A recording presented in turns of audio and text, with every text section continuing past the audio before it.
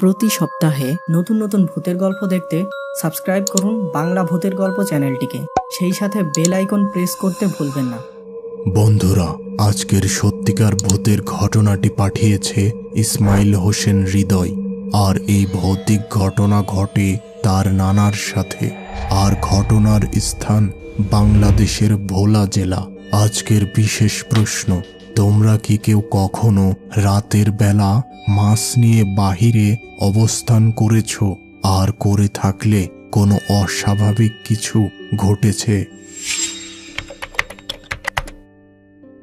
আমার নানা ছিলেন একজন জেলে। গ্রামের পাশের নদীতে তিনি প্রতিদিন মাছ ধরতেন। তিনি রাতের বেলা মাছ ধরতে বেশি পছন্দ করতেন। ওই দিন ছিল পূর্ণিমা রাত। নানার শরীর ভালো ছিল না, তাই তিনি সিদ্ধান্ত নিলেন আজকে রাতে তিনি মাছ ধরতে যাবেন না। তবে তার ইচ্ছা হলো রাতে গ্রামের বাজারে যেয়ে বন্ধুদের সাথে কিছুটা আড্ডা দিয়ে আসি। যখন তিনি বাজারে পৌঁছালেন তখন সময় ছিল রাত 8টা। বন্ধুদের সাথে বসে একটি চায়ের দোকানে আড্ডা দিতে শুরু করলেন। এভাবে রাত প্রায় 12টার মতো সময় হলো। এমন সময় কিছু জেলে নদী থেকে ইলিশ মাছ ধরে নিয়ে বাজারে আসলো। চল ইলিশ মাছ দেখে আসি, ভালো মাছ হলে একটা কেনা যাবে। কিরে, তুই জানিস না আমাদের বাড়ি যাওয়ার রাস্তাটা ভালো না? এত রাতে ইলিশ মাছ নিয়ে গেলে বিপদ হতে পারে।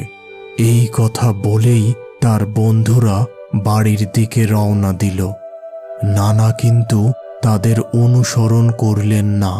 তিনি সোজা মাছ বাজারের দিকে গেলেন। সেখান থেকে বিশাল বড় দুটি ইলিশ মাছ কিনলেন। এবার নানা ভাবলেন আসলেই তো তার বাড়ি ফেরার রাস্তাটি ভালো নয়। নানা প্রকার ভূতের উপদ্রব সেখানে। এবার তিনি কিছু সিগারেট কিনলেন।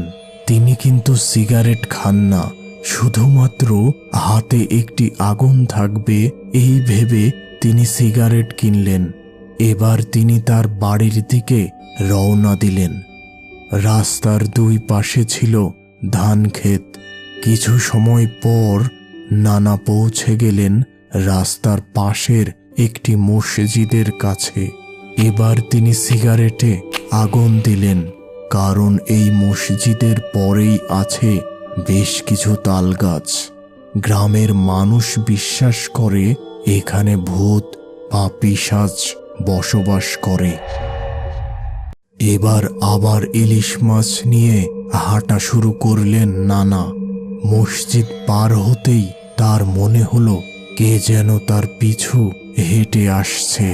তিনি দ্রুত পিছনে ফিরলেন, কিন্তু কাউকে দেখতে পেলেন না। এবার তিনি মনে মনে দোয়া পাঠ করে আবার হাঁটতে শুরু করলেন। একটি তাল গাছের কাছে আসতেই হঠাৎ তার সামনে দিয়ে একটি কালো বিড়াল দুই পায়ে ভর দিয়ে হেঁটে রাস্তা পার হলো। তিনি মনে সাহস সঞ্চার করে সামনে এগিয়ে গেলেন। কিছুটা পথ অতিক্রম করতেই কে যেন তার কাঁধে হাত রাখল। তিনি দ্রুত পিছন ফিরে তাকালেন। আগের মতো কাউকে দেখতে পেলেন না। এমন সময় পিছন থেকে শব্দ হলো, তোর মাছ দুটো আমাকে দিয়ে যা, না হলে আজকে বেঁচে ফিরতে পারবি না। নানার হাতে তখনও একটি সিগারেট জ্বলছিল। তিনি তখনও তার মনের শক্তি হারাননি। তিনি বললেন, মাছ দেব, কিন্তু আরেকটু সামনে যেয়ে দেব। সত্যি দিবি তো? হ্যাঁ দেব। ঠিক আছে, তুই হাঁটতে থাক আর পিছনে তাকাবি না। আমি তোর পিছু পিছু আসছি। বেশ কিছুটা পথ পার হতেই আবার বাতাসের মধ্য থেকে সেই ভুতুড়ে শব্দ ভেসে আসলো। কিরে, এবার মাছ দে। এই তো আরেকটু পরই দেব। অদৃশ্য শক্তিটি যেন ক্রোধে বাতাসের ঝড় সৃষ্টি করল ও সেই সাথে উপর থেকে ঢিল ফেলা শুরু করল। নানা কিছুটা ভয় পেলেন, তবে লক্ষ্য করলেন তার গায়ে কোনো ঢিল লাগছে না। তিনি বুঝতে পারলেন তার হাতের সিগারেটের আগুনের জন্যই ওই ভূত বা পিশাচটি তার কিছু করতে পারছে না। এবার তিনি দ্রুত হাঁটা শুরু করলেন। কিছু সময় পর হঠাৎ তার সামনে একটি কালো অবয়ব পথ আটকে দাঁড়ালো।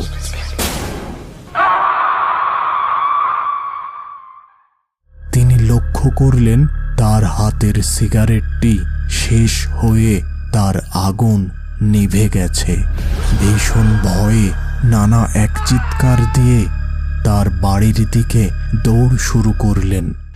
বেশ কিছুটা পথ প্রাণপণ দৌড়ে তিনি তার বাড়ির দরজার সামনে এসে উপস্থিত হলেন আর দরজায় জোরে জোরে কড়া নাড়তে লাগলেন।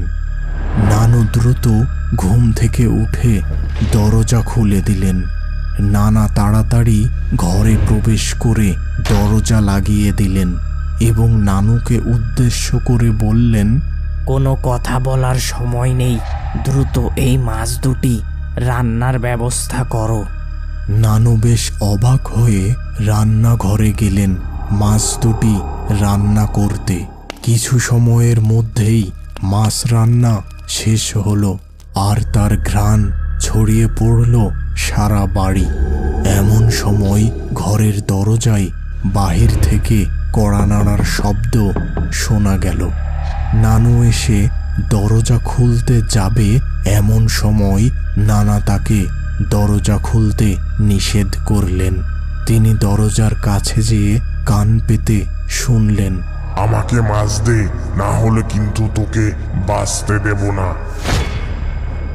নানা এবার একটি লোহার রড রান্নার চুলায় গরম করলেন এবং তাতে ইলিশ মাছের এক টুকরা বিধিয়ে অল্প দরজা খুলে বাহিরে ধরলেন। তৎক্ষণাৎ বাহির থেকে কে যেন ওই রডটি টেনে নিল আর সেই সাথে এক গগনভেদী চিৎকার। এরপরই সেই অদৃশ্য কণ্ঠে শোনা গেল, তুই এই কাজটি ভালো করিসনি, এর শাস্তি তোকে পেতেই হবে। ওই রাতে নানাদের সাথে আর কোনো প্রকার অস্বাভাবিক কিছু ঘটেনি। তবে সকালে নানা তাদের দরজার সামনে একটি মৃত কাক দেখতে পান আর ওই দিনের পর থেকে নানার শ্বাসের রোগ শুরু হয় এবং তিনি কয়েক বছর পর মারা যান।